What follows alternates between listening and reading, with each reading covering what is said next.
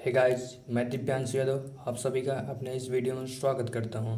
आज का यह वीडियो मैं आप सभी के लिए लेकर आया हूं इतिहास के बारे में कि इतिहास क्या है, इतिहास की शुरुआत करते हुए इतिहास का कालक्रम आगे कैसे बढ़ता है। तो चलिए हम अपने वीडियो को शुरू करते हैं। इतिहास इतिहास क्या है? हम लोग आखिर जानना चाहते हैं। इतिहास को बहुत पढ़ते हैं लेकिन हमें यह नहीं पता इतिहास आखिर है क्या। तो हम जानते हैं इतिहास क्या है। इतिहास हमारे अतीत का वह भाग है जिसे प्रमाणित करने के लिए कम से कम दो साक्ष्य उपलब्ध हों।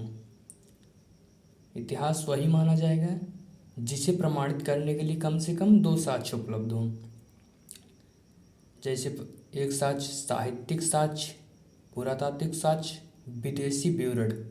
या तो साहित्यिक साक्ष्य पुरातात्विक साक्ष्य उपलब्ध हो, या पुरातात्विक साक्ष्य विदेशी विवरण उपलब्ध हो, या साहित्यिक साक्ष्य विदेशी विवरण उपलब्ध हो।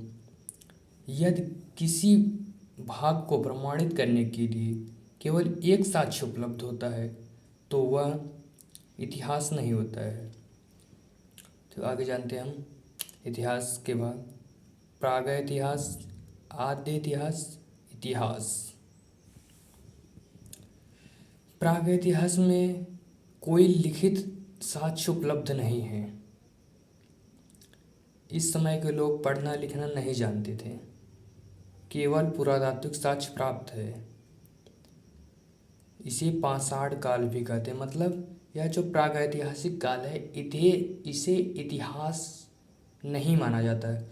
यह इतिहास के पहले का भाग है, जब इतिहास के शुरुआत से पहले। आगे चलते हैं हम आद्य इतिहास पर।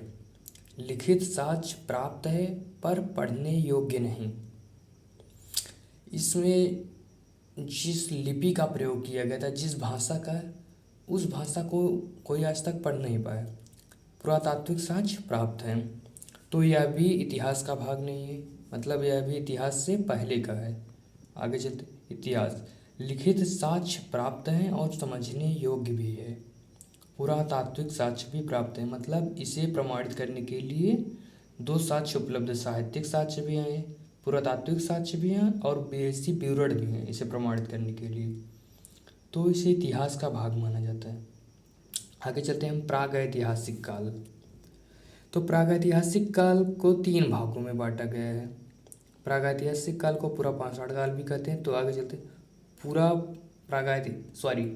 प्रागैतिहासिक काल जो है इसे पाषाण काल भी कहते हैं, आगे हमने जाना था। तो इसके तीन भाग है, पूरा पाषाण काल, मध्य पाषाण काल, नव पाषाण काल।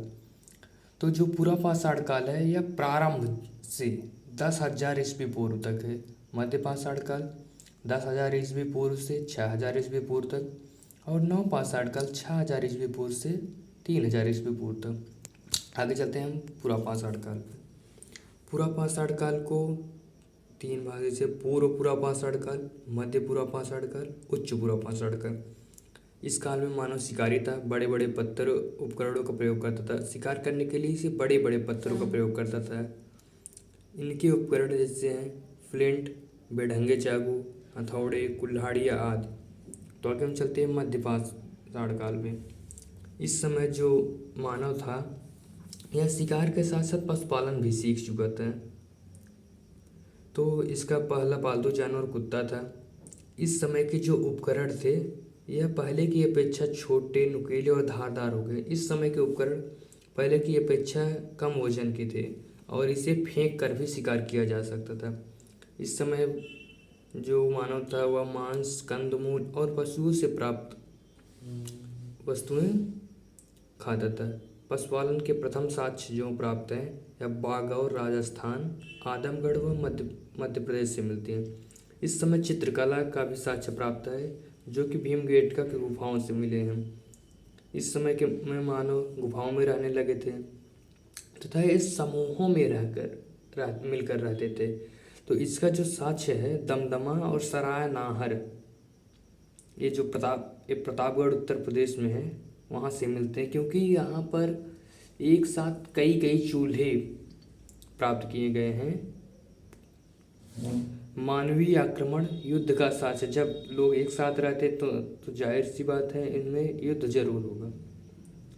तो आगे चलते हैं हम नवपाषाण काल की तरफ। इस समय जो मानव था शिकार के साथ साथ पशुपालन और कृषि भी सीख चुका था। तो जो कृषि के प्रथम साक्ष्य प्राप्त हैं यह लाहुरा देव संत कबीर नगर उत्तर प्रदेश से मिलता है।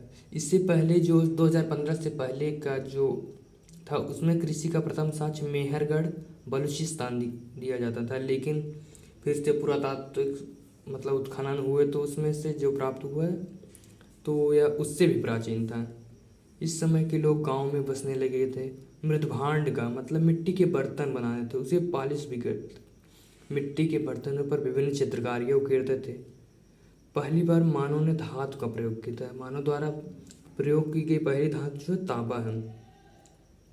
प्रयोग में लाया जाने वाला प्राचीनतम अनाज जौ था, जो आज भी मनुष्य द्वारा प्रयोग किया जा रहा है। इस मतलब चावल, जौ, गेहूँ आदि अनाज मनुष्य द्वारा प्रयोग किए जाने लगा।